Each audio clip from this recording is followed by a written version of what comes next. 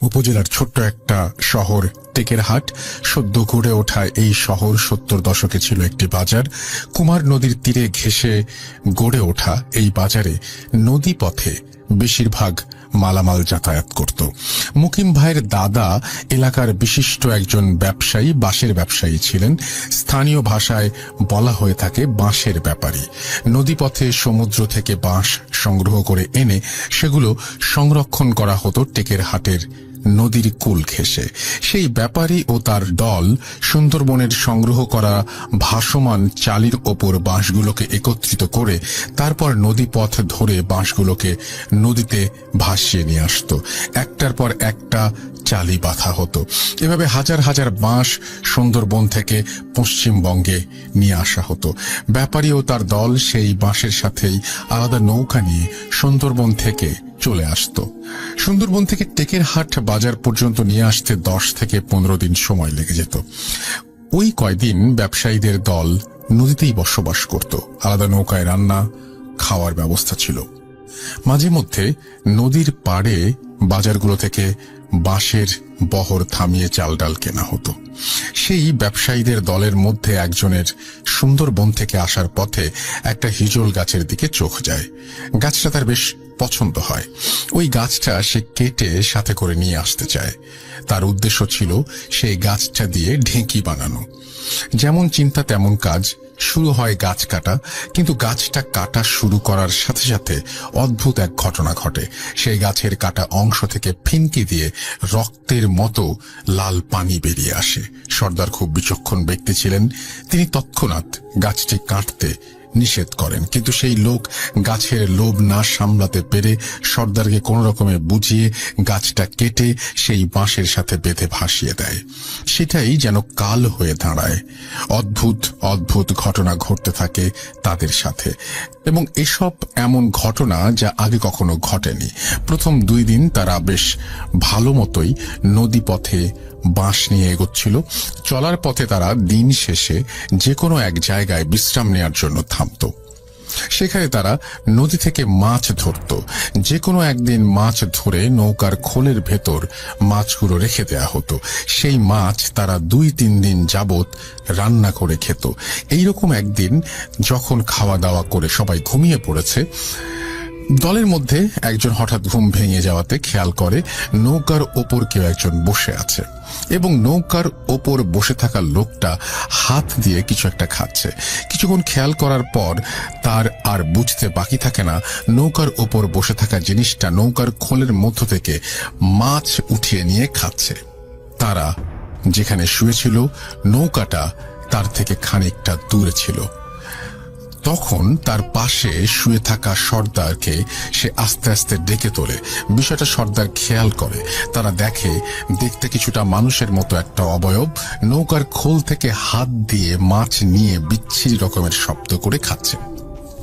তাদের আর বুঝতে বাকি থাকে না যে তারা খারাপ কিছু একটা খপ্পরে পড়েছে। তাই ওই মুহূর্তেই সর্দার হারিকেনের আগুন বাড়িয়ে দিয়ে সবাইকে ডাকতে থাকে।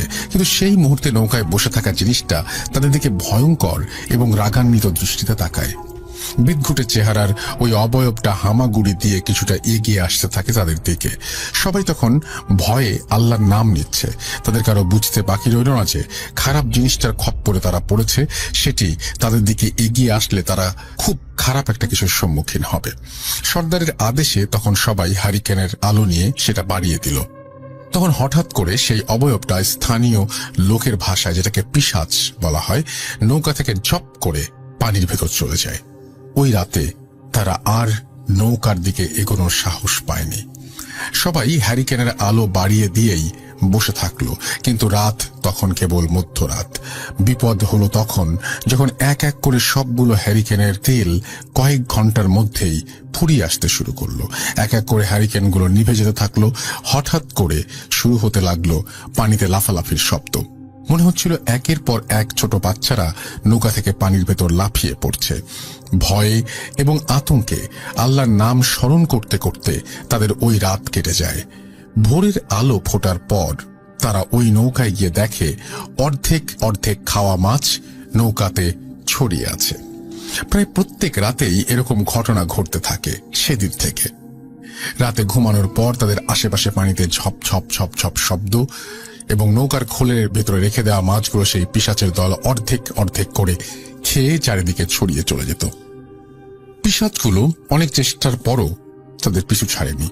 নৌকার খোলে তারা যেদিন মাছ না রাখত, সেদিন সকালে হাজার হাজার ছোট্ট ছোট্ট মাছের মাথা নৌকা জুড়ে ছড়ানো থাকত। এভাবে 7-8 দিন তারা ওই উৎপাত সহ্য করে, শেষ পর্যন্ত তাদের গন্তব্যে পৌঁছে যায়। ঘটনা এখানেই শেষ হতে পারত, কিন্তু এই ঘটনা শেষ হয় 3 জন মানুষের মৃত্যুর মধ্যে দিয়ে। পুরো ঘটনার উৎপত্তি হয়েছিল সেই হিজল গাছের জন্য। তখন তারা বুঝতে পারেনি ওই গাছটি ছিল তাদের অভিশাপ। যেই লোকটা সেই গাছ কেটে নিয়ে এসেছিল সে বিশাল অসুখে পড়ে যায়। তখন ডাক্তার খুব কম ছিল, মানুষ কবিরাজে বিশ্বাসী ছিল। স্থানীয় কবিরাজ তখন জানায় যে ওই গাছটা হয়তো একটা অভিশপ্ত গাছ, গাছটা কেটে নিয়ে আসার জন্যই এরকম হচ্ছে। তৎক্ষণাৎ সেই গাছের গুড়িকে কুমার নদীতে আবার ভাসিয়ে দেয়া হয়, কিন্তু ততদিনে অনেক দেরি হয়ে গেছে। শেষ পর্যন্ত চারিদিকে 4 দিনের মাথায় 4টি লোক মারা যায়। তার 1 মাসের মধ্যে ওই লোকের ছোট ভাই কুকুরের কামড়ে মারা যায়, এবং তার কিছুদিনের মধ্যেই তার একমাত্র ছেলে নদীতে গোসল করতে গিয়ে মারা যায়। তাদের বংশ ওখানেই শেষ হয়ে যায়। হিজল গাছের সেই অভিশাপ নির্বংশ করে দেয় তাদেরকে। এই ছিল আমার ঘটনাটা সম্পূর্ণ সত্যি, এবং এ ব্যাপারে কোনো সন্দেহ নেই। যদি কেউ চায় এই এলাকায় খোঁজ নিয়ে দেখলেই বুঝতে পারবে। বাড়িতে যাওয়ার পরে একটু সকালবেলা বাইরে যাই কাজের উদ্দেশ্যে। কাজ শেষ করে যখন দুপুরে আমি খেতে বসি, খাওয়ার পরে দেখছি বেশ হট্টগোল, হইচই হট্টগোলে আওয়াজ পাওয়া যাচ্ছে। তখন আমি একটু তাড়াতাড়ি বাসা থেকে বের হয়ে গেলাম। বের হয়ে যে দেখছি যে অনেক লোকজন জড়ো হয়ে গেছে।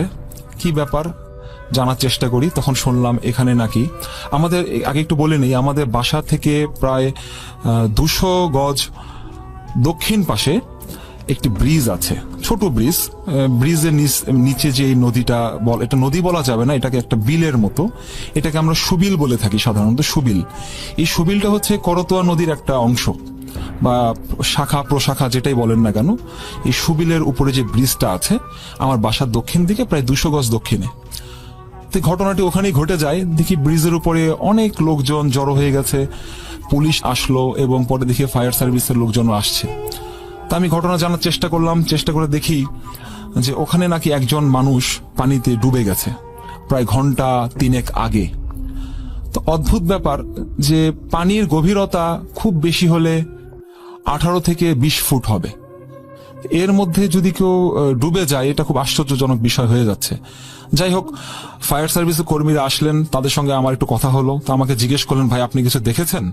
তা আমি বললাম যে না, আমি তো অ্যাকচুয়ালি কিছু দেখিনি, তবে আমি শুনে দৌড়ে আসলাম। তো আমাকে কিছু প্রশ্ন করলেন তারা, যে এখানে কি আগেও এরকম কোনো ঘটনা ঘটেছিল? তা আমার জানা মতে এরকম ঘটনা বছরে প্রতি 1 বছর বা 2 বছর অন্তরই এরকম ঘটনা ঘটে থাকে।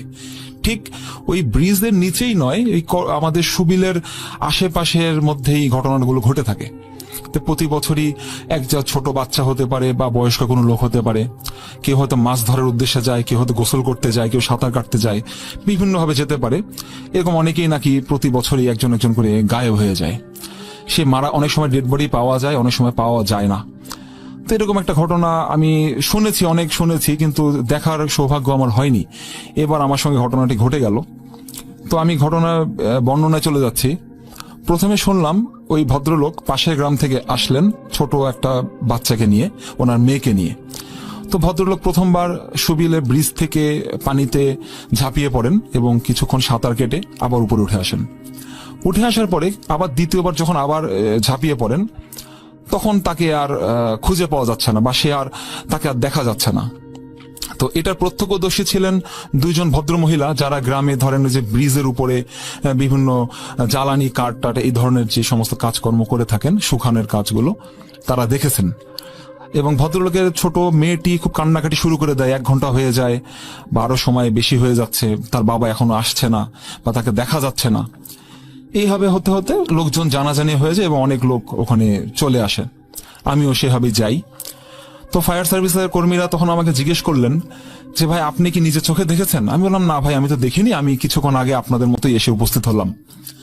তো তারা বলছেন যে এখানে আমরা শুনলাম 2 জন ভদ্র মহিলা নাকি দেখেছেন, তাদেরকে তো দেখা যাচ্ছে না, তারা কোথায়? তখন আমি বললাম যে কোন ভদ্র মহিলা? তখন ওই গ্রামবাসী বললেন যে হ্যাঁ, এখানে 2 জন মহিলা ছিলেন, তাদেরকে তারা দেখেছে। তো তাদেরকে খুঁজে বের করা হলো, তাদের থেকে বর্ণনা শোনা হলো যে আপনারা কি দেখেছেন আসলে। তো তাদের মুখে যেটা শোনা যায় যে ভদ্রলোক দ্বিতীয়বার যখন সুবিলে ঝাঁপিয়ে পড়েন, তারপরে সে আর উঠে আসেননি, বা তখন তাকে সাঁতার কাটতেও দেখা যায়নি। তো সে কিভাবে লাফ দিয়েছে? তবে সোজা হয়ে লাফ দিয়েছে নাকি মাথা নিচে করে, যেটা আমরা ড্রাইভ বলি, সেটাতে সে করেছে? বলছেন না, সে সোজা হয়ে লাফ দিয়েছে, যেটা স্বাভাবিকভাবে আমরা ঝাঁপিয়ে পড়ি পানিতে, সেভাবেই সে লাফ দিয়েছে। তো লাফ দেওয়ার পরে এইভাবে হওয়ার পরে এলাকাবাসী কিছু সাহসী যুবক যারা আছেন, ছেলেবেলে যারা আছে এলাকা, তারা প্রায় 8-10 জন সুবিলে নেমে বিভিন্ন দিকে তারা খোঁজাখুঁজি করে। প্রায় 1 ঘন্টা, প্রায় ঘন্টাখানিক তারা খোঁজাখুঁজি করে, ব্রিজের নিচে এবং আশেপাশে সব দিকে তারা খোঁজাখুঁজি করে।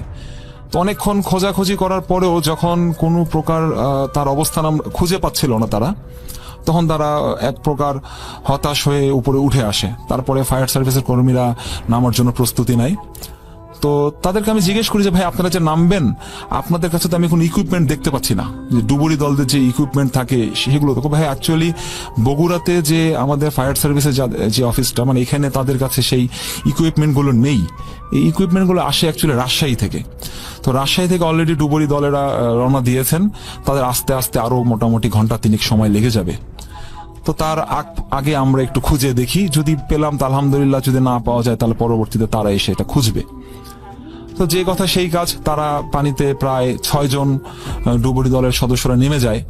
নেমে তারা বিভিন্ন দিকে খোঁজাখুঁজি করতে থাকে।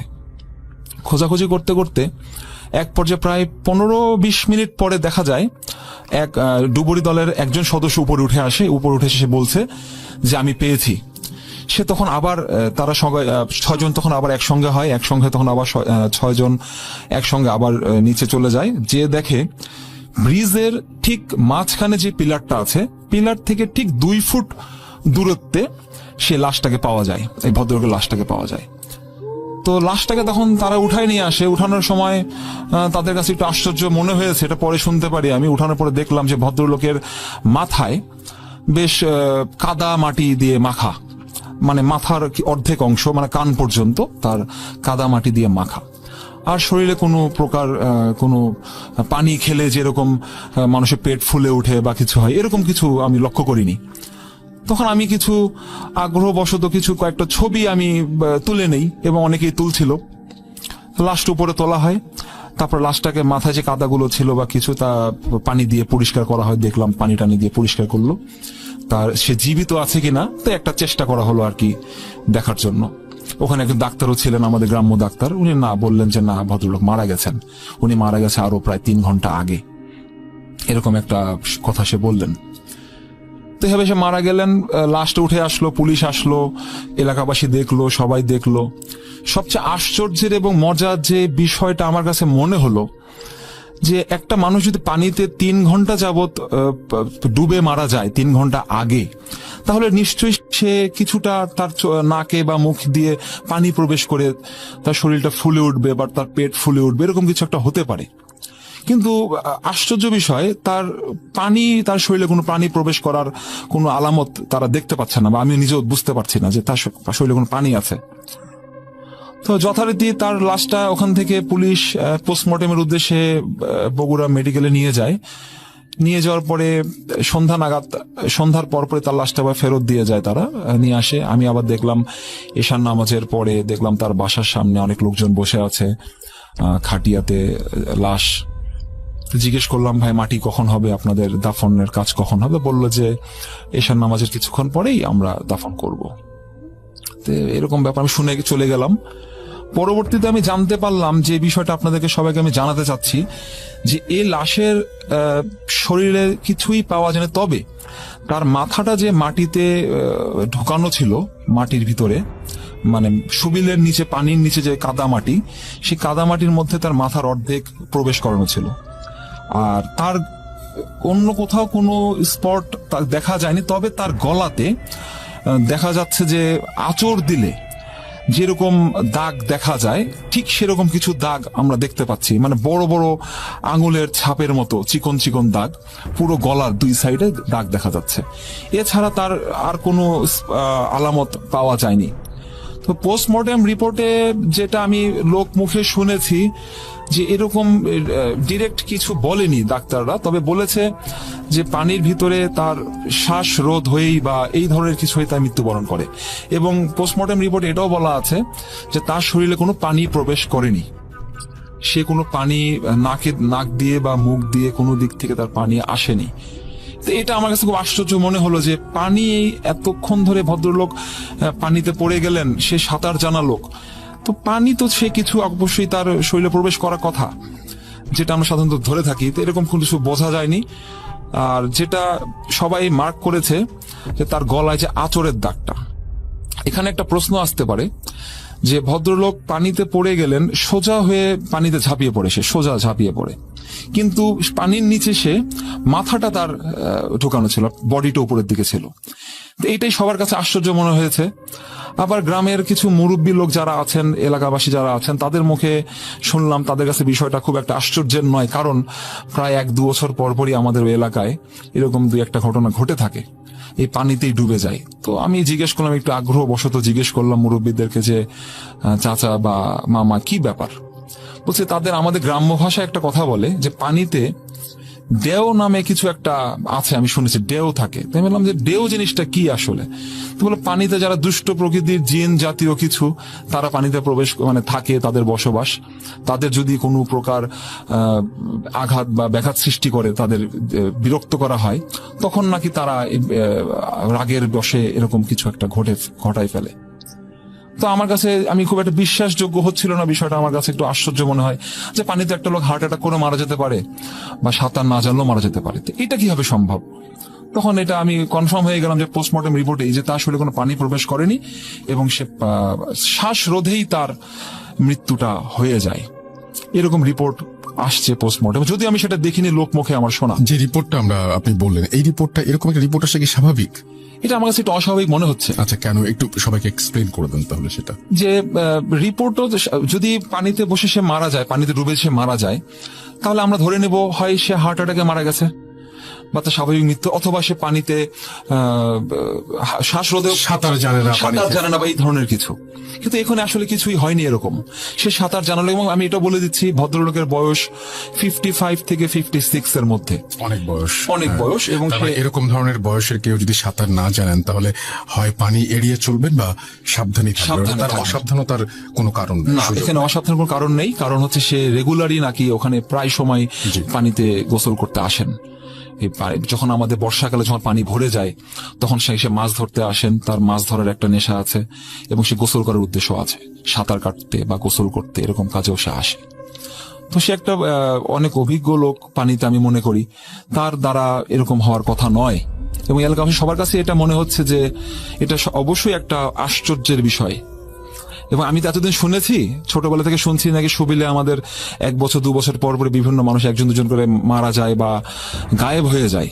তো এটা আমি এবার এটা নিজের চোখে দেখলাম, এবং দেখে আমি তারপর থেকে খুব বিষয়টা নিয়ে অনেক চিন্তা করলাম যে এটা হলো কি হতে পারে। এটা কোনো স্বাভাবিক মৃত্যু হতে পারে না আমার দেখা মতে। এবং আমি কয়েকটা ছবি তুলে নিয়েছি রাসেল ভাই আপনাকে দেখানোর জন্য, আপনি তাহলে বুঝতে পারবেন যে আসলে এটা কি রকম মৃত্যু হতে পারে। এখানে আরেকটা কথা আমি বলে দিচ্ছি যে আমি ভুলে গিয়েছিলাম, যে লাশের যে ছবিটা দেখাবো আপনাকে, তাতে আমি বুঝতে পারবেন তার পুরো বডিটা একদম স্বাভাবিক, শুধু মাথাটা মানে মুখটা তার একদম কালো হয়ে গেছে, বা নেভি ব্লু কালার যেরকম হয়ে যায়, ডিপ নেভি ব্লু কালারটা, এরকম কালার আমরা দেখতে পাচ্ছি। তার মুখটা, শুধু তার মুখটা এরকম বর্ণ হয়ে গেছে, খুব কালচে বর্ণ, আর পুরো শরীরটা তার একদম স্বাভাবিক, কোনো আঁচড়ের দাগ, কোনো আঘাতের দাগ, কোনো কিছুই তার শরীরে নাই। এবং এটা হত্যা জাতীয় কিছু না, এটা হত্যা জাতীয় কিছু না, প্রশ্নই আসে না। ওকে, আপনার কাছে শুনলাম আমরা, এবং আমি বিশ্বাস করি যে এরকম ঘটনা, দেখেন পানিতে এই যে দেউ, এই ঘটনা তো আপনারা আগেও শুনেছেন আসলে, এবং এক এক জায়গায় সেই ঘটনাটা হয়তো যেই দুষ্টু জিন বলেন আর দেউ বলেন সে হয়তো এক এক ভাবে ঘটায়, কিন্তু যখন দেখবেন যে একটা ঘটনা বিভিন্ন জায়গায় ঘটছে তখন বুঝতে পারা যায় যে এরকম ঘটনা আসলেই সচরাচর ঘটে থাকে। এবং সেরকম একটি ঘটনার কথাই আজকে আমরা শুনলাম। আশা করছি যে আপনাদের এই ঘটনা ভালো লেগেছে, এবং এরকম ঘটনা আমি বিশ্বাস করি আপনাদের কাছেও আছে। যদি থাকে তাহলে আমাদের কাছে পাঠিয়ে দিন। আমাদেরকে পাঠাতে হলে আমাদের ইমেল অ্যাড্রেসটা মনে রাখতে হবে। আমাদের ইমেল অ্যাড্রেস হচ্ছে russell.booth.com@gmail.com। আপনার নাম, ঠিকানা এবং ফোন নাম্বার সহ আপনার জীবনে ঘটে যাওয়া বা আপনার জানা সেরা ঘটনা লিখে পাঠান আমাদের কাছে। ঘটনার শুরুতে অবশ্যই উল্লেখ করুন যে ঘটনাটি আপনি স্টুডিওতে এসে শেয়ার করতে চান নাকি আপনি চান আপনার ঘটনা আমরা পড়ে শোনাই। যারা দেশের বাইরে রয়েছেন তারা সরাসরি অডিও ক্লিপ পাঠাতে পারেন বা লিখেও পাঠাতে পারেন ঘটনা, এটা পুরোপুরি আপনার ব্যাপার। এবং আশা করছি যে এইভাবে আপনারাও অংশগ্রহণ করতে চাইবেন আমাদের স্টুডিওতে, আপনারাও আসবেন আমাদের স্টুডিওতে, অংশ নেবেন এবং আপনাদের জীবনের ঘটনাগুলো শেয়ার করবেন। আপনাকে অনেক ধন্যবাদ আমাদের স্টুডিওতে এসে ঘটনা শেয়ার করার জন্য।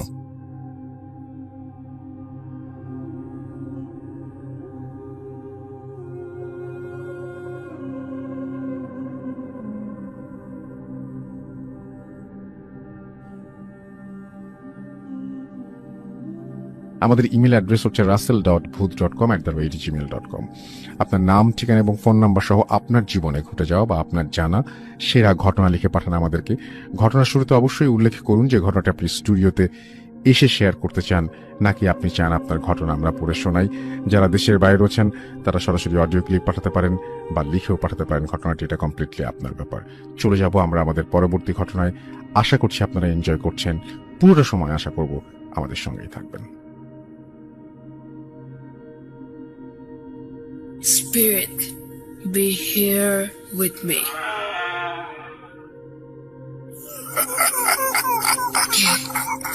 ¿Qué তুমি? .com. Fear returns with Russell.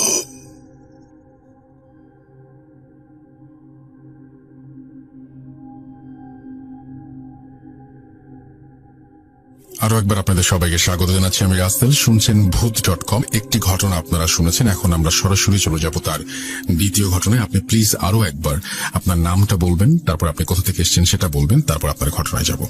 আসসালামু আলাইকুম, আমার নাম আশিক সাইফ। আমি এসেছি ঢাকার কাঁঠালবাগান বাজার থেকে। আমরা ঘটনায় চলে যাই। গতকালকেই আমার মার মুখ থেকে একটা ঘটনা শুনে আমি খুব আশ্চর্য হলাম যে আমার নানির সঙ্গে জিনদের খুব ভালো একটা সম্পর্ক ছিল। এরকম একটা ঘটনা, তাকে খুব অত্যাচার করত, তার সঙ্গে তাকে ধরে নিয়ে চলে যেত, আবার দিয়ে যেত, এরকম অনেক ঘটনা তার সঙ্গে ঘটে। অনেক বছর ধরে তার জিনের এই সমস্যাটা ছিল। তো অনেক অসংখ্য ঘটনার মধ্যে একটা ঘটনা আমি আমার মার কাছ থেকে গতকাল রাতে জানতে পারি। সেটা হলো আমার মারা 4 বোন এবং 2 ভাই। তো বড় বোনের সবার বড় যে খালা আমার, তার বিয়ে হয়ে যায় অনেক আগেই, প্রায় 1972-73 সালে তার বিয়ে হয়ে যায়। তারপর আমার মারা তখন ছোট ছোট, আমার মা এবং তারা আরো 2 বোন, মানে 3 বোন, আমার মারা 3 বোন, তারা খুব ছোট ছোট। তখন আমাদের গ্রামের বাড়িতে আপনার বিদ্যুতের কোনো ব্যবস্থা বা এই ধরনের কিছু নেই, ওই হারিকেন জাতীয় জিনিসপত্র দিয়েই চলতে ফিরতে হয়। তো একদিন আমার নানি সন্ধ্যাবেলায় বলছে যে তোমরা ভাত খেয়ে নাও। তো আমার মা বলছে যে এখন তো এত সন্ধ্যা, আমরা তখন পড়তে বসবো, তুমি তো প্রতিদিন আমাদেরকে পড়তে বসাও সন্ধ্যাবেলা, এত তাড়াতাড়ি ভাত খাবো কেন? বলছে না, আমি তোমাদেরকে ভাত খেতে বলছি, তাড়াতাড়ি ভাত খেয়ে শুয়ে পড়ো। বলছে এত তাড়াতাড়ি শুয়ে পড়তে হবে? বলছে হ্যাঁ।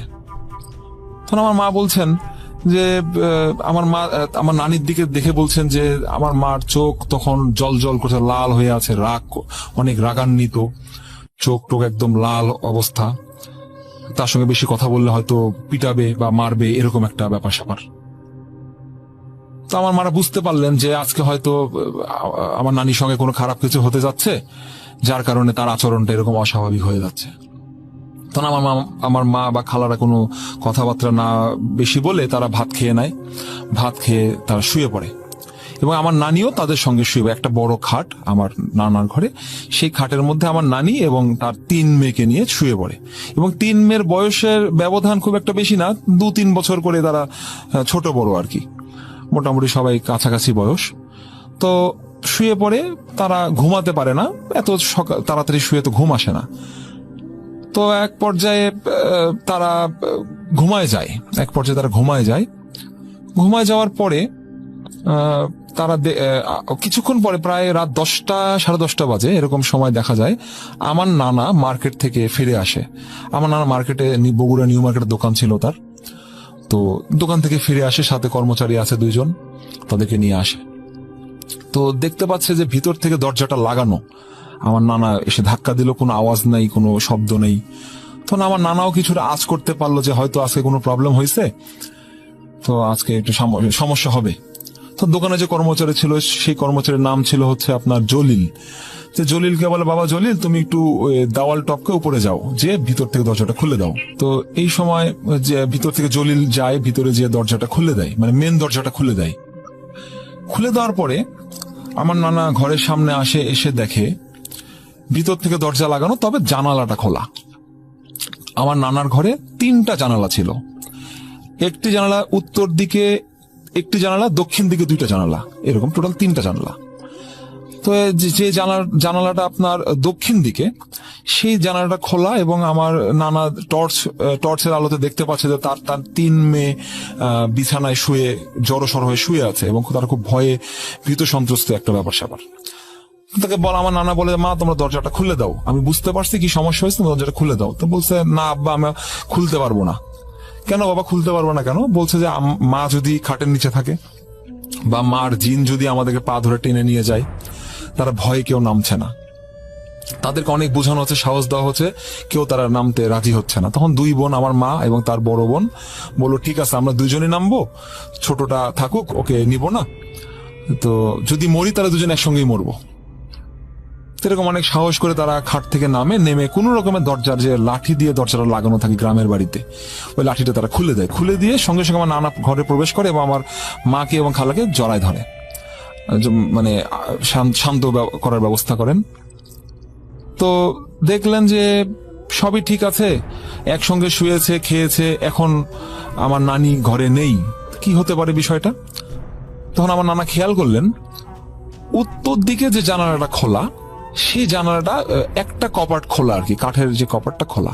এবং একটা কথা আমি এখানে বলে রাখি যে আমাদের গ্রামের দিকে জানালা যে গ্রিল গুলো হয়, আগে আমরা এখন দেখি অনেক সময় লোহার গ্রিল হয়, স্টিলের বা লোহার হয়, কিন্তু তখন এটা ছিল না, তখন হতো কাঠের। যে স্টিক গুলো থাকতো, গ্রিলের যে স্টিক গুলো কাঠের হতো। কারণ আমার নানার মুখ থেকে আমরা গল্প শুনেছি যে কাঠের হওয়ার কারণে নাকি দিক থেকে জিনেরা অবাধে যাতায়াত করার সুযোগ পেত, যদি লোহা হতো তাহলে পারতো না, এরকম একটা ব্যাপার। তো যে জানালা দিয়ে খোলা, উত্তর দিকে জানালাটা খোলা, সে জানালার পাশেই হচ্ছে একটা কবরস্থান। কবরস্থানটা এরকম, আমাদের ওই কবরস্থানটা প্রচলিত যে একটা বড় একটা বট গাছ আছে, এবং এই বট গাছের নিচে অনেক অসংখ্য কবর আছে।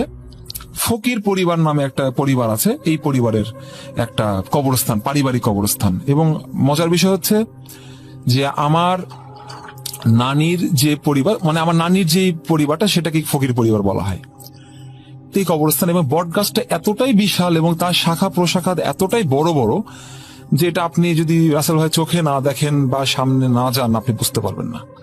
তার বয়স লোক মুখে শোনা যায়, কেউ বলে 500 বছর, কেউ বলে 700 বছর, কেউ বলে 400 বছর। দীর্ঘ, অনেক প্রাচীন একটা বটগাছ, এটার কোন ইতিহাস, সঠিক ইতিহাস কারো কাছে নেই।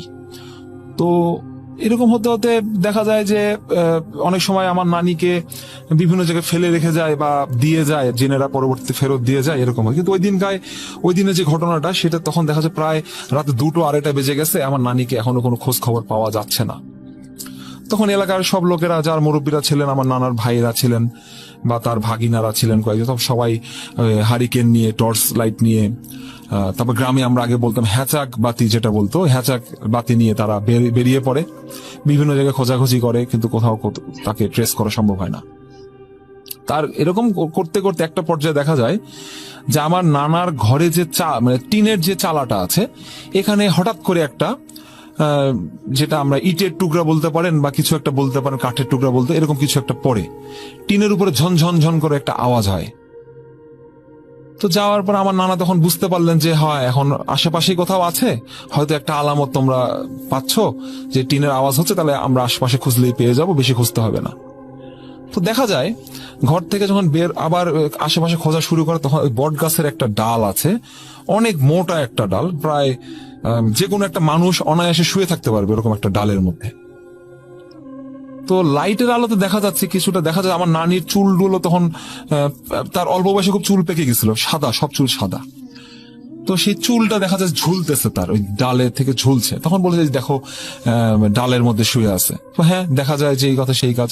দেখা যায় আমার নানিকে ডালের উপর শোয়াই রেখে, নানি কিন্তু সেন্সলেস অবস্থায় আছে, অজ্ঞান। তো তাকে লোকজন ধরে টরে নামালো। নামানোর পরে তাকে ওই যে আমার নানার যে ভাই, উনি আবার যে তেল পড়া, পানি পড়া এগুলো দিতে পারতেন, উনি দিয়ে কানের মধ্যে সরিষার তেল, নাকের মধ্যে সরিষার তেল, এগুলো দিয়ে তার জ্ঞান ফেরায় আনা হয়। তখন জ্ঞান ফেরানোর পরে সে কারোর সঙ্গে কোনো কথা বলে না, আমার নানি কারোর সঙ্গে কোনো কথা বলে না, চুপচাপ বসে থাকে, চোখগুলো তার লাল লাল হয়ে থাকে এবং মাথায় অনেক বড় একটা ঘোমটা দিয়ে থাকে। এটা নাকি তার আগে থেকে অভ্যাস। এবং কিছুক্ষণ পরে সে গোসলখানায় চলে যায় গোসল করার জন্য। আমি এখানে বলে রাখি, আমাদের গ্রামের বাড়িতে আগে আমরা এখন যখন প্লাস্টিকের বালতিতে করে পানি নিয়ে গোসল করি, গ্রামে কিন্তু এটা নাই। গ্রামে কি করে, লোহার যে বালতিগুলো থাকে সেটা দিয়ে গোসল করা হয়, অনেক বড় বড় বালতি, চাপকল। তো আমার নানি একাই চাপকল চেপে চেপে ওই বালতি একাই এক হাতে নাকি সে ওইটা মানে উঠাই ফেলতে পারতো, এবং বালতির পর বালতি, 10 বালতি 15 বালতি সে পানি দিয়ে গোসল করে ফেলতো একাই। এবং এত বড় বালতি, এত ওজন, লোহার বালতি, এত বড় বালতি পানি নিয়ে সে একে একে গোসল টোসল করতো, অনেকক্ষণ ধরে গোসল করতো। গোসল টোসল করে সে নামাজে বসে পড়তো, এবং কি নামাজ যে সে পড়তো সেটা কেউ বুঝতে পারতো না। নামাজের সে সেজদায় পড়ে থাকতো, ঘন্টার পর ঘন্টা সময় চলে যেত, নাকি সে নামাজ থেকে নাকি উঠতো না। এরকম রাতে শুরু করতো, ফজরের আজান হয়ে গেছে, সে নামাজ থেকে উঠতো না। নামাজ পড়তেছে তো পড়তেছে, সেজদায় গেছে তো গেছেই। যাই হোক, এভাবে দিন চলে যায়, তার জ্ঞান ফিরে আসে, তো আস্তে আস্তে স্বাভাবিক হয়ে যায়। আবার মাসে হয়তো 2 বার বা 3 বার তার এরকম সমস্যাগুলো হতে থাকে। তো এগুলো অনেক দীর্ঘদিনের সমস্যা থাকার কারণে আমার নানারা বিভিন্নভাবে বিভিন্ন হুজুর বা তান্ত্রিক দরবেশের কাছে যায়, তেমন কোনো ভালো ফলাফল পায় না। তো একবার মেদিনীপুরের যে বড় পীর সাহেব আছেন, উনি মারা গেছেন, আমরা জানি সবাই, খুব নামকরা হুজুর। তো ওই হুজুরের মুরিদ ছিলেন আমার নানা। তো হুজুর একদিন বাড়িতে আসেন, এসে বলেন যে বাবা, তোমার এখানে তো অনেক সমস্যা দেখা যাচ্ছে, তো আমি এতটা সমাধান করতে পারবো না, তবে আমি চেষ্টা করে দেখতে পারি কি করা যায়। তো উনি হুজুর খুব চেষ্টা করেন, আপ্রাণ চেষ্টা করেন, বিভিন্ন তদবির করেন, তদবির করে বিভিন্ন প্রকার ঘরের বিভিন্ন সাইডে লোহা পুঁতে রাখেন, বা গাছে তাবিজ বেঁধে দেন, ফু দেন, পানি পড়া, তেল পড়া, অনেক কিছু দেওয়ার পরেও দেখা যায় যে জিনটা আস্তে আস্তে তার কাছ থেকে দূরে সরে যায়। দূরে সরে যায় মানে তার অর্থেই নয় যে তাকে একবারে ছেড়ে দেয়, দূর থেকে তার উপর দৃষ্টি থাকে। অনেক সময় দেখা সে রেগে যাচ্ছে, নামাজে বসে পড়ছে, বালতি, বড় বড় বালতি সে গোসল করতেছে, এর ধরনের কাজকর্মগুলো সে করতো, কিন্তু তাকে উঠায় নিয়ে চলে যাবে, গায়েব করে নিয়ে যাবে, এরকম কিছু আর পরবর্তীতে ঘটেনি। তো সর্বশেষ যখন এটা অনেক বেশি হয়ে যাচ্ছে, যে দূর থেকে দৃষ্টিপাত করলে যে সমস্যাগুলো তার হয়, এই সমস্যার পরে আর কি করা যায় চিন্তা করতে করতে রামশহর নামে, বগুড়া রামশহর নামে একটা জায়গা আছে, মহস্থানগড়ের ঠিক পাশে, ওখানে এক পীর সাহেব ছিলেন, রামশহরের এক পীর সাহেব। ওনার কাছে যান, একটা খবর পেয়ে যান যে পীর সাহেবটা খুব ভালো, বড় হুজুর, তোমরা একটু দেখাও। তো পীর সাহেবের কাছে যান, পীর সাহেব দেখেন, দেখে টেকে বলে যে হ্যাঁ অনেক সমস্যা, তো দূর থেকে তো ঝামেলা করতেছে জিনেরা, তো এই জিনটা অনেক বুড়ো একটা জিন, যে বুড়া জিন বলি গ্রামে ভাবে বলে, বুড়ো জিন বা কিছু এই ধরনের, সে সহজে তাকে ছাড়তেছে না, ছাড়বে না, কি করা যায়, আমি একটু কথা বলে চেষ্টা করি ওদের সঙ্গে। তো মসজিদের মধ্যেই আমার ওই রামশহরে যে পীর সাহেব আছেন, উনি মসজিদের মধ্যেই ধ্যানে মানে বিভিন্ন দোয়া কালাম পড়ে ওখানে বসেন, বসে জিনদের সঙ্গে একটা কথা বলার চেষ্টা করেন। তো হ্যাঁ, দেখা যায় চালের উপরে, মসজিদে যে টিনের চাল, এই চালের উপরে ঝনঝন ঝনঝন করে বিভিন্ন ধরনের শব্দ হচ্ছে, এবং তখন কোনো মাগরিবের নামাজের পরে আর কি, তখন কোনো বাতাস হওয়ারও কোনো সম্ভাবনা ছিল না বা কিছু। তো শীতের দিন শুনেছি, দেখা যাচ্ছে যে মসজিদের জানালাগুলো আছে অনেক জোরে জোরে খুলে যাচ্ছে, এবং প্রচুর বাতাস হচ্ছে। অনেক ভয়, মানে জোরে বাতাস বইছে এরকম একটা ব্যাপার, এবং টিনের উপর খুব ঝনঝন ঝনঝন করে আওয়াজ হচ্ছে। তখন ওই জিনের ওখানে আসার পরে তার সঙ্গে নাকি কথাবার্তা হয় হুজুরের সঙ্গে। তো হুজুর যেটা জানান যে তোমরা কি চাও, যে একে যে এতদিন ধরে অত্যাচার করছো এর উপরে, তো এটা থেকে ওকে পরিত্রাণ দাও, যদি কি চাও, তোমাদের কি দাবি দেওয়া আছে সেটা বলো, তা আমি সেটা পূরণ করার ব্যবস্থা করব। তো আমার ঠিক ঘটনাটা ঠিক ওই সময় পুরোপুরি আর মনে নেই, আমার মার ঠিক মনে নেই। তখন জিনেরা কিছু জিনিস চেয়েছিল, যে 2টো খাসি, 2টো মোরগ, এই ধরনের কিছু জিনিসপত্র তারা চেয়েছিল। তখন তাদেরকে দেওয়া হয়, সেটা দেওয়া হয়, এবং বলা হয় যে তোমরা যে তাকে ছেড়ে দিবে এর প্রমাণটা কি, আমি কিভাবে বুঝবো যে তোমরা ছেড়ে দিলা, পরবর্তীতে যদি তুমি আবার ঝামেলা করো বা কিছু। তখন জিনেরা বলেছে, যে জিনটা ছিল সে জিনের সর্দার বলেছিল নাকি যে আমি যখন যাব, তো মসজিদের উপরে যে আম গাছটা আছে, একটা আম গাছ মসজিদের পাশে টিনের, সেটা বড় আম গাছ, তা আম গাছে যে সবচেয়ে বড় যে ডালটা থাকবে, সে ডালটা আমি ভেঙে দিয়ে চলে যাব। তো বলছি, সত্যি তো তুমি আর আসবে না? না, আমি আম গাছের ডাল ভেঙে দিয়ে যাব, যদি আসো, তুমি যদি আসি তাহলে আপনি যেটা করবেন সেটাই আমি মেনে নেব। বলছে ঠিক আছে, তুমি চলে যাও, আমি ব্যবস্থা করে দিচ্ছি, তোমার এখানে আসা থাকবো, তোমার দাবি তোমার পূরণ করে দিলাম, ভবিষ্যতে যদি কখনো তারপরে তুমি আসো তখন তো তোমাকে কিন্তু আমি আর ছাড়বো না, হুজুর এটা বলেন। তো বলছে ঠিক আছে হুজুর, আমাকে এবারের মতো মাফ করে দেন। তখন ওই জিনেরা যখন চলে যায়, তখন দেখা যায় আবার ঠিক ওরকম জোরে বাতাস বওয়া শুরু করে, এবং টিনের উপরে ঝনঝন ঝনঝন করে আওয়াজ হয়, এবং মসজিদে যে জানালা বা দরজা যেটা আছে খুব জোরে জোরে খুলে যাচ্ছে, বন্ধ হয়ে যাচ্ছে, এরকম একটা অবস্থা। এবং ঠিক যাওয়ার সময় দেখা যায় আম গাছে যে বড় ডালটা, সেটা তারা গোড়া থেকে ভেঙে দিয়ে চলে যায়, এবং ডালটা ঠিক মসজিদের গেটের সামনে এসে পড়ে, বড় একটা ডাল। এবং হুজুর সেখানে নিজে দাঁড়িয়ে থাকেন, আমার নানা, আমার মামা, তারা নিজেরাই দেখতে পারেন যে হ্যাঁ, ডালটা ভেঙে দিয়ে গেছে। এই ডালটা ভেঙে দিয়ে চলে যায়। এরপর থেকে আল্লাহর রহমতে তারপরে আর নানির কোনো সমস্যা আমরা আর দেখতে পারিনি। এই ছিল আমার ঘটনা। আমার কাছে আরো অনেক ঘটনা আছে আমার নানির, আমি পরবর্তীতে ইনশাল্লাহ আপনাদের সঙ্গে শেয়ার করব। ইনশাল্লাহ। আপনাকে অনেক ধন্যবাদ আপনার এই ঘটনা শেয়ার করার জন্য। আশা করছি আপনাদের কাছে এরকম ঘটনা আছে, যদি সেই ঘটনা থাকে তাহলে অবশ্যই আমাদের পাঠিয়ে দিন। আমাদের ইমেল অ্যাড্রেস হচ্ছে russell.booth.com@gmail.com। আপনার নাম, ঠিকানা এবং ফোন নাম্বার সহ আপনার জীবনে ঘটে যাওয়া বা আপনার জানা সেরা ঘটনা লিখে পাঠিয়ে দিন আমাদের কাছে। ঘটনার শুরুতে অবশ্যই উল্লেখ করুন যে আপনি স্টুডিওতে এসে ঘটনাটি শেয়ার করতে চান, নাকি আপনি চান আপনার ঘটনা আমরা পড়ে শোনাই। চলে যাচ্ছি পরের ঘটনায়।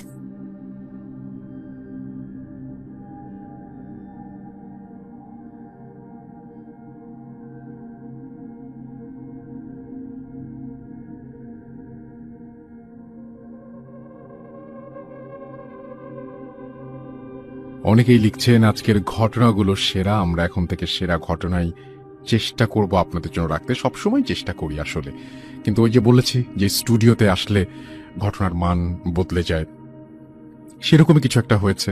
চলে যাচ্ছে আমাদের পরবর্তী ঘটনায়, চলুন। আসসালামু আলাইকুম রাসেল ভাই, আমি শাওন গাজীপুর থেকে বলছিলাম। আমার ঘটনাটা 2017 সালের আগস্টের 17 তারিখ আমার যে কোনো একটা কাজের জন্য আমি কুষ্টিয়ার ভেড়ামারাতে যাই ট্রেনে।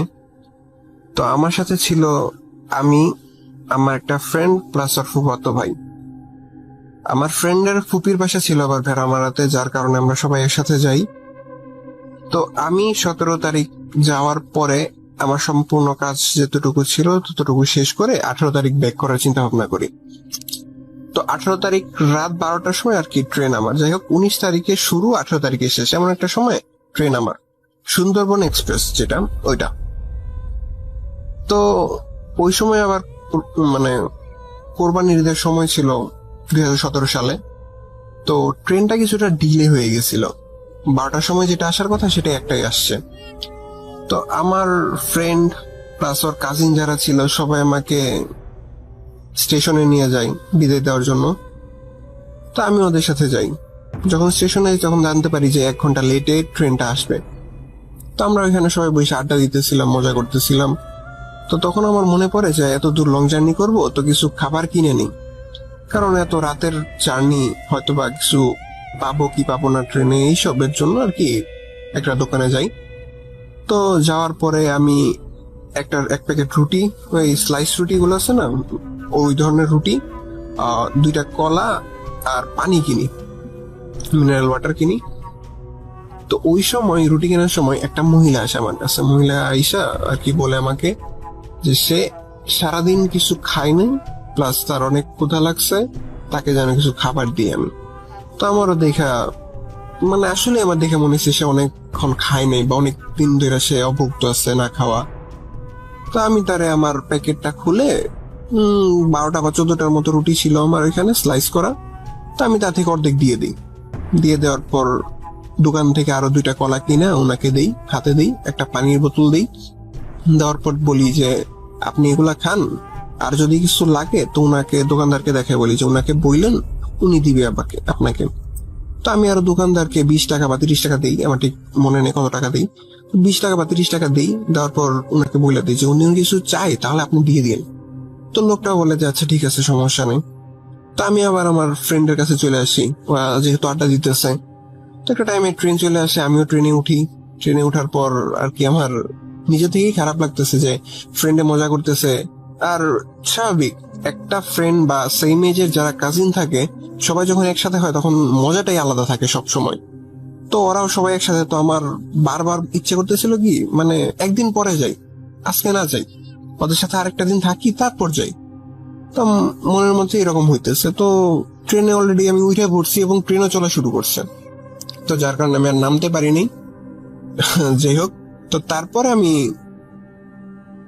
আপনার ঈশ্বরদীতে আসি আর কি।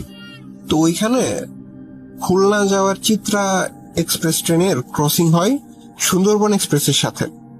তো ওইখানে আমি আর কি ট্রাই করি যে যদি আমি চিত্রাতে উঠতে পারি তাহলে হয়তো বা আমি আবার ভেড়ামারা যাইতে পারবো। এখন আমি যদি ওদের ফোন করে বইলা দিই তাহলে হয়তো বা স্টেশন ওরা আমার জন্য কিছুক্ষণ ওয়েট করবে, দেন আমি আবার ওদের সাথে বাসায় ব্যাক করতে পারবো। তো এই ধরনের চিন্তা ভাবনা করে আমি ট্রেন থেকে নামি।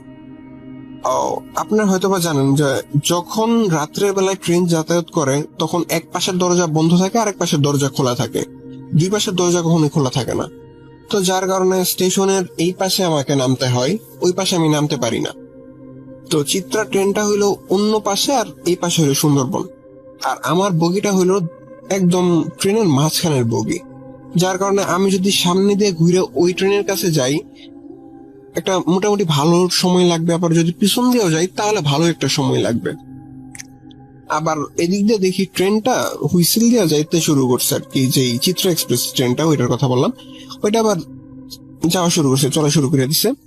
তো আমি একটু মনটা খারাপ করে আর কি স্টেশনের প্ল্যাটফর্ম থেকে আবার ট্রেনে উঠবো। এমন সময় দেখি ওই ভেড়ামারাতে আমি যে মহিলাকে রুটি আর কলা কিনে দিয়েছিলাম ওই মহিলাটাই ঈশ্বরদী প্ল্যাটফর্মে বসে সেই রুটি কলা খাইতেছে, পানি খাইতেছে। তো আমার মানে দেখে নর্মাল লাগলো জিনিসটা, যে খাইতেছে খাক, হয়তো বা আমার সাথে ট্রেনে আসতেছে, হয়তো বা সে কোথাও যাবে এই জন্য। যাই হোক, তো পরে এটা আমি কোনো নোটিস করলাম না।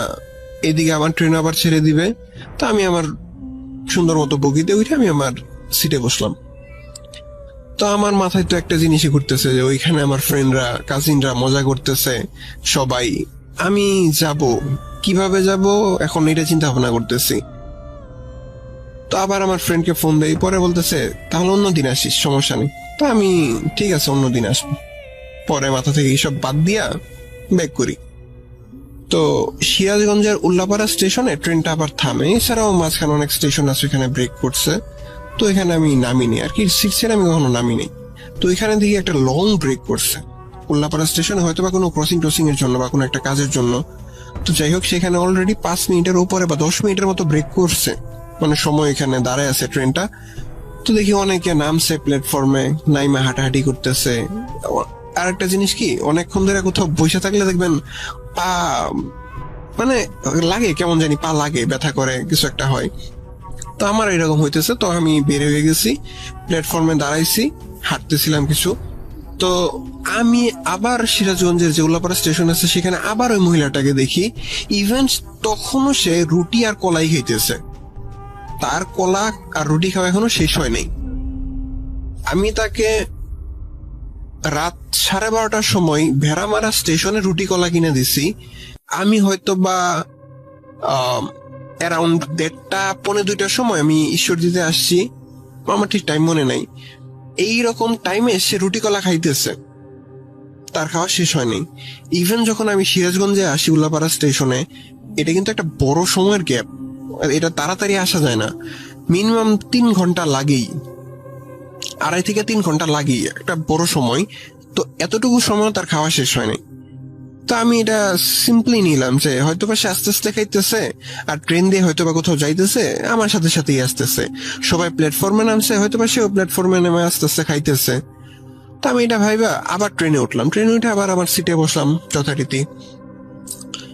তো ট্রেনটা আবার চলা শুরু করছে। আমার বাসা হইলো শফিপুরে আর কি। যাই হোক, শফিপুরে মৌচাক স্টেশন আছে, যেটা শফিপুর বাজারে একদম কাছে। আর আপনারা সবাই জানেন জয়দেবপুর স্টেশন, মানে গাজীপুরের যে স্টেশন সেটা হলো জয়দেবপুর স্টেশন। এই জয়দেবপুর স্টেশনের ঠিক আগের স্টেশনটাই হলো মৌচাক। তো এই মৌচাক স্টেশনে যদি ট্রেন থামে তাহলে আমার দাদু বাড়ি আসতে হয়তো বা অ্যারাউন্ড 10 মিনিটের মতো সময় লাগবে, বা 15 মিনিটের মতো, মানে একটা শর্ট ডিস্টেন্স আর কি। তো আমি চিন্তা ভাবনা করলাম যদি মৌচাক স্টেশনে ট্রেনটা দাঁড়াই তাহলে আমি নেমে আমি সরাসরি চলে আসতে পারবো, আমার আর এত দূর ঘোরা লাগবে না। তো এইটা চিন্তা করে আমি আর কি জানলা দিয়ে মাথাটা একটু বের করি যে যদি ট্রেনটা থামে বা মৌচাক স্টেশনটা আশেপাশে চলে আসছে কিনা। বাহিরের দৃশ্য দেখলেও তো একটু ধারণা নেওয়া যায় যে আসছে কি আসে নাই। তো আমি দেখতেছি যে ট্রেনটা হয়তো বা থামবে না, কারণ ট্রেনটা যদি থামে তাহলে আগে থেকে আস্তে আস্তে স্লো হইতে থাকে। দেখতেছি ট্রেনটা স্লো হইতেছে না, ট্রেনটা একদম সেম স্পিডেই যাইতেছে। তা আমি মানে বাহিরে দিয়ে রাখছি মাথাটা আর কি। বাহিরে মাথা বলতে কি, জানলা দিয়ে একটু মাথা বাহিরে দিলে আর কি বাইরের জিনিসটা দেখা যায়, এরকম আর কি দেখতেছি। তো যখন আমি মৌচাক স্টেশনটা থ্রু পাস করতেছি, দেখি সেম মহিলাটাই আমাকে স্টেশনে দাঁড়ায়া বাই জানাইতেছে, টাটা, মানে হাত নাড়ায় যেই মানে বিদায় দেওয়ার যে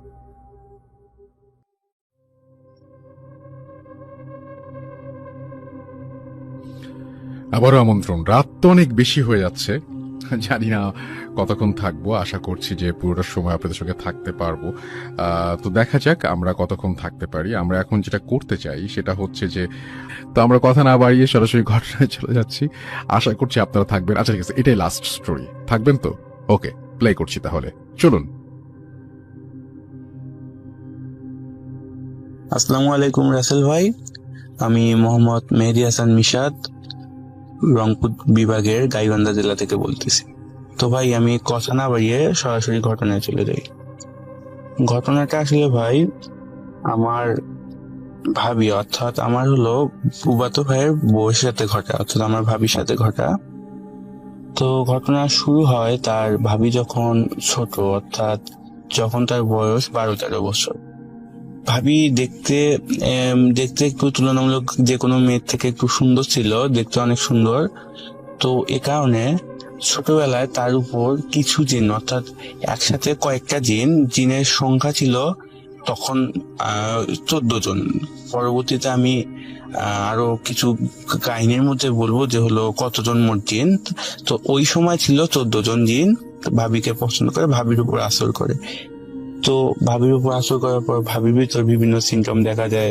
ভাবি কথা বলতে থাকে, বিড়বিড় করতে থাকে, খাওয়া দাওয়া ঠিক মতো করে না। তো এইসব দেখে ভাবির বাড়ির লোক কবিরাজ ডেকে আনে বাড়িতে।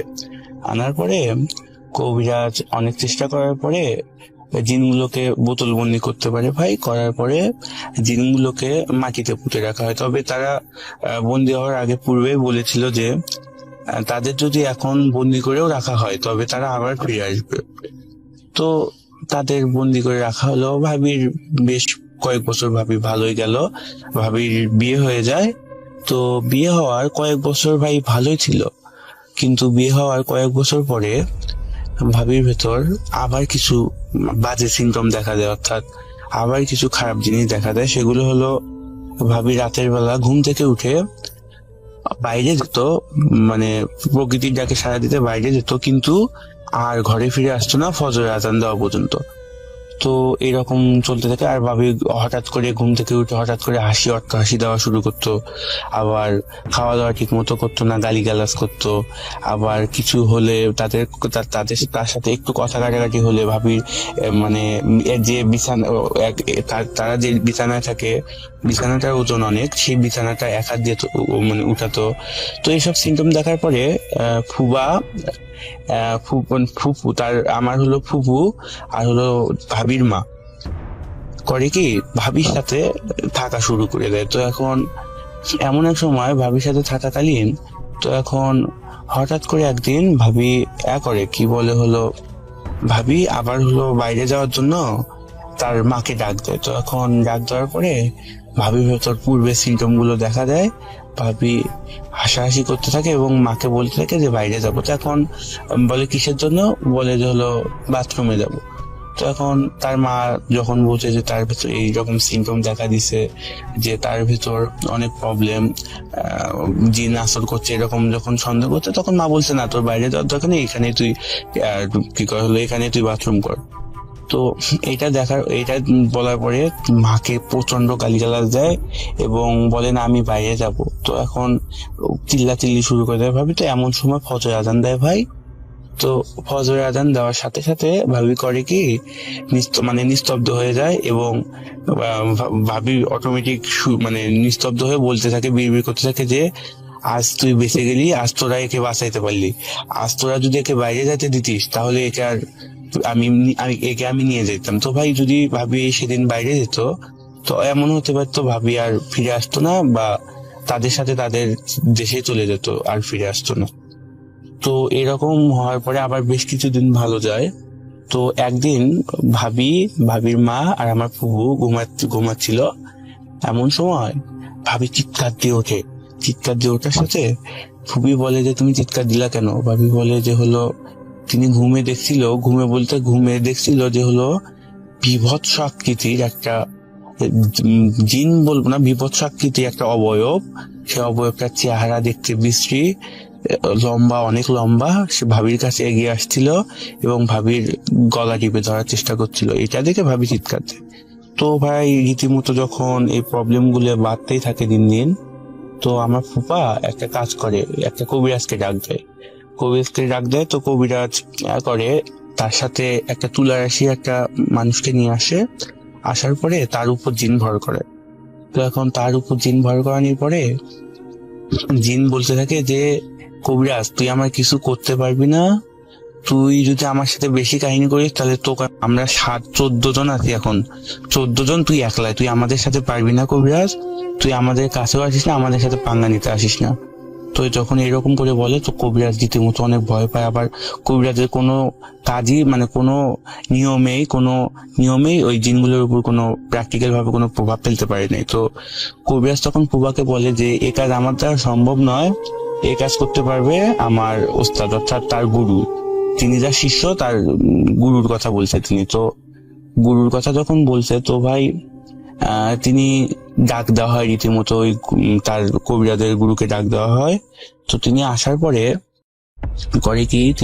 পরে হলো তার সাথে একটা লোক নিয়ে আসে, ওইটার উপর আবার জিন ভর করে। তো ভাই জিন ভর করানোর পরে যে জিনটাকে ভর করায় ওদের 14 জনের মধ্যে যে সর্দারটা ছিল সে তাদের উপর ভর করে এবং সে রীতিমতো স্বীকার করে যে হলো আমি ওকে ভর করছি, আমি ওকে পছন্দ করি, আমি ওর অনেক রক্ত খাইছি, আমি ওকে আমার সাথে নিয়ে যাব। তো এখন বলে যে তুই নিয়ে যাবি ভালো কথা, তো ও তো তোর কোনো ক্ষতি করেনি, তুই কেন নিয়ে যাবি, তুই কেন আর ক্ষতি করবি? আমি অত কিছু বুঝি না, আমি শুধু ওকে নিয়ে যাব এটা জানি। তো এখন এইটা বলার পরে ভাই হলো কি, তো কবিরাজ তাকে বললো যে সেদিন কি তুই ওকে ভয় দেখাইছিলি? হ্যাঁ রে ফকির, আমি ভয় দেখাইছিলাম, আর ওইটা আমার নিজের চেহারায় ছিল, ওটা আমার অবয়বসে ছিল। তো এটা বলার পরে কবিরাজ এখন বলে যে তুই একে ছেড়ে দিয়ে যা। তো এখন কবিরাজের কথা শুনে ও জিনটা হাসতে থাকে এবং বলে যে আমি ওকে ছেড়ে দিয়ে যাব, আমি ওকে ছাড়ার জন্য 2-3 আমরা 14 জন, তুই একাই, তুই আমার সাথে পারবি না। তো এরকম করে কবিরাজ যখন অনেক টর্চার করে, কবিরাজ মারধর শুরু করে দিনটাকে। তো তখন যখন ছাড়া ভাব, তখন আবার হয়েছে কি ভাই, ফুপির বাড়ির পাশে একটা বাড়ি ছিল, সেই বাড়িতে আবার একজনকে 7টা দিন ভর করছিল। তো ওই দিনগুলো আবার তাকে না ছেড়ে তাদের বাড়ির আশেপাশে ছিল। তো যখন এদের 14 জনকে টর্চার করছিল, তখন কবিরাজ টর্চার করাকালীনে ওই যে 7 জন জিন আছে পাশের বাড়ির, ওই জিন 7টা আবার এসে এই 14 জনের সাথে যোগ দিচ্ছে। দেওয়ার পরে ওরা এখন হয়ে গেল 21 জন। তো এখন 21 জন হওয়ার পরে কবিরাজ বলল যে হলো তোরা 21 জন হয় আর কতজনে হয় আজকে তোদের যাইতে হবে।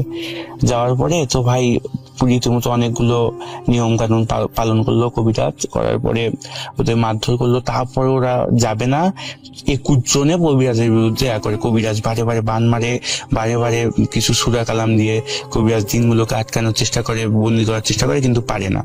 তো এক পর্যায়ে ভাই জিনগুলোকে কবিরাজ বন্দি করতে সক্ষম হলো, অর্থাৎ 21টা জিনকেই বন্দি করলো।